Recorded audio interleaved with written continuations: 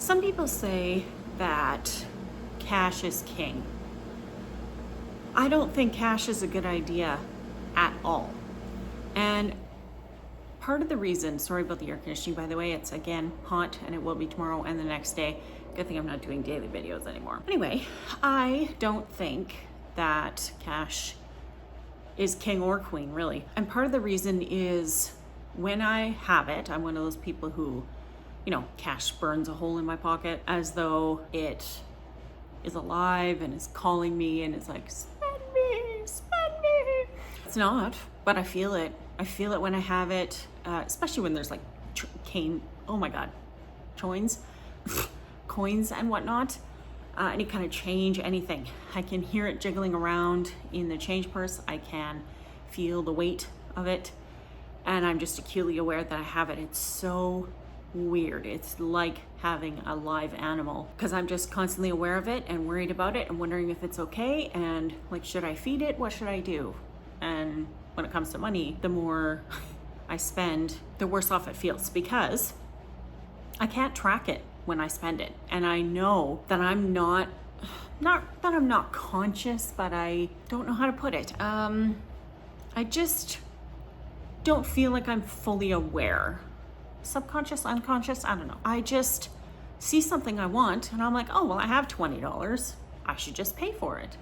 And it doesn't matter what it is, how much value it will bring to my life, whether or not I need it, anything like that. I just spend it because I have the money. I mean, there's a $20 bill right here.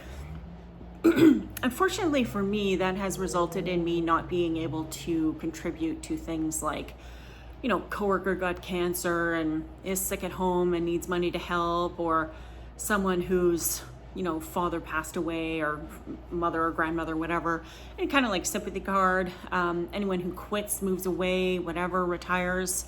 So everyone bands together and gets them a gift to say goodbye or whatever it is that's happening. And a lot of times I've had to say, oh, that's why I had that $20. Or, oh God, I'm sorry, I forgot. It's like, there's nothing I can do. I spent it, it's gone. And it's not like you can just e-transfer the bucket of cash they have. Like, you have to have the cash with you because that's what they're going to use. Because they are capable of tracking it. I'm not, though. I can't. I know this. It's just, I don't even know what it is about it that makes me so aware that it's there. Chelsea Fagan from the Financial Diet will tell you kids who grow up in households where there is very little money or no money and they're scrounging from payday to payday will either end up spending just as much because they're not going to learn a single thing about saving by watching their parents, or they'll save absolutely everything and be afraid to spend anything because that life growing up was so traumatic. Which for a kid, like, I remember so many times when I was like, I want to go bowling with my friends, or I want to go to whatever, what did we have, a Fuddruckers, I think? Or I want to go for dinner or whatever. Whoever the parent is going to be the one responsible for paying for all the kids. My mom could never afford that, never. And so we either didn't do it, or we were only allowed to invite one friend. There was no like themed birthday parties or any of the other wild shit that people do nowadays. There was none of that. Not that I really would have wanted that anyway. It would have been kind of fun. I struggle with money every single day, obviously. I had to start this channel. If I hadn't, I probably would own a house by now, because there are a lot of places, even in this town, that 10 to 15 years ago were under 300,000. And if I'd done the right thing and saved all my extra money rather than spending it on literally everything I saw, I probably would have one, and I may even be close to paying it off, because back then, interest rates, while not exactly high, they weren't, 11 or 12% like they were in the early 90s, which is good because I would never get a mortgage for that. Whew, could you imagine? Oh my God, way too much. When it comes to any finance person telling you about investing and you shouldn't spend this because then you're not earning money on it and blah, blah, blah, that's true. And the more you put in there, the more you will earn, whether it's stocks, bonds, or even a high yield savings account. Any of those things will work well for you, but not everyone can. And I went from having lots of money to put in there and not doing that at all and just spending it on everything, to having nothing, next to nothing anyway, or feeling like I have next to nothing, and not being able to do what I want to do, which is save up and buy a house. I'm going to eventually monetize this channel, and then that will be my side hustle. I kind of was thinking I would get back into food delivery. There's two problems with that though. Number one, I won't be doing it in the dark. There's way too much shit that could go wrong. The other thing is, when it comes to delivery apps, here in BC, you're only allowed to make 11 deliveries before you have to get the commercial, the class? I can't remember what it's called, but it's a different class, because right now I have a class 5.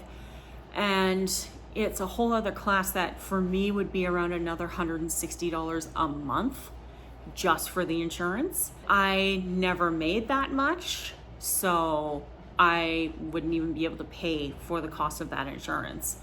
And it's just not worth it. So I would have to do 11 deliveries or less per month, which, I mean, they're only paying $3 or $4 each. So is that even worth it?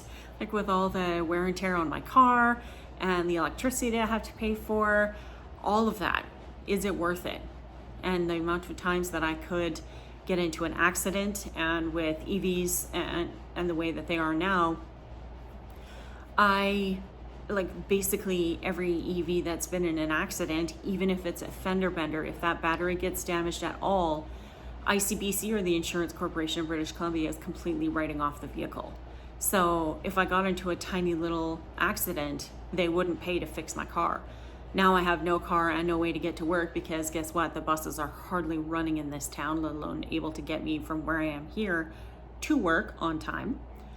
But now I'm losing money because I chose to drive and got into a fender bender, and now I'm paying for a car I don't have, while still needing a car to get around to places, including work, which helps me pay for rent and groceries and my cable bill and internet and all the other wildly expensive things. Oh yeah, my cell phone, all of that for the, average Canadian lifestyle. And now I can't afford anything. So that's a little bit terrifying. I don't want to put myself in that situation. It's dangerous, and too many things could go wrong. I could get hurt. And although I am Canadian and surgeries and whatnot are not going to be something I'm ever going to have to worry about paying for, I do still have to pay for things like medications. And, if I break my leg or I need a sling or some kind of a wrap, I'm going to have to pay for that stuff. And my vitamins and whatnot that I've been taking religiously because I'm trying to make my health better. But then I also I want to live at the same time, I want to be able to go to a movie with a friend, or if I go out for dinner for somebody's birthday, I want to be able to make or to pay for my own dinner, right? Like, these are things that I can't currently do. And so I need to save, and I'm not doing that right now. So currently I have cash in my wallet. The only reason is because I'm doing a craft fair this weekend, and I'm going to be there Saturday and Sunday. Please cross all your fingers that I do well.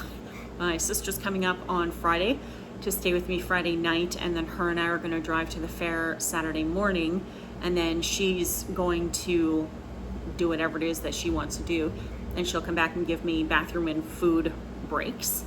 And then we're staying in a hotel that night. We're splitting the cost.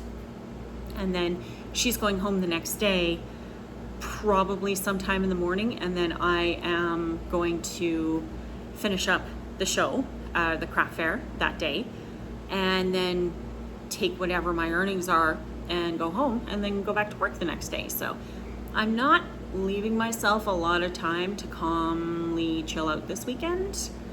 I like my relaxation time, and I kind of feel like it's a little bit stupid of me to take it away. But at the same time, I do know that my Entrepreneurs on the Rise stipend is going to end next month.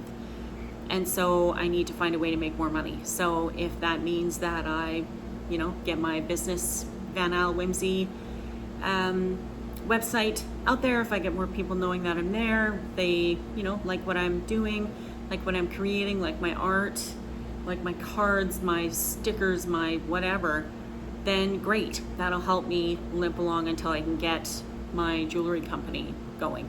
That is going rather well. I created a new logo for it, showed my business coach, and she was like, oh my God, that is beautiful. My friend said the same thing, and I just find it very eye-catching. So I think it's great. But I'm not ready to launch that yet. So it's going to be a couple months out. And so I need to focus on other things for now. So wish me luck for this weekend, and I will talk to you soon.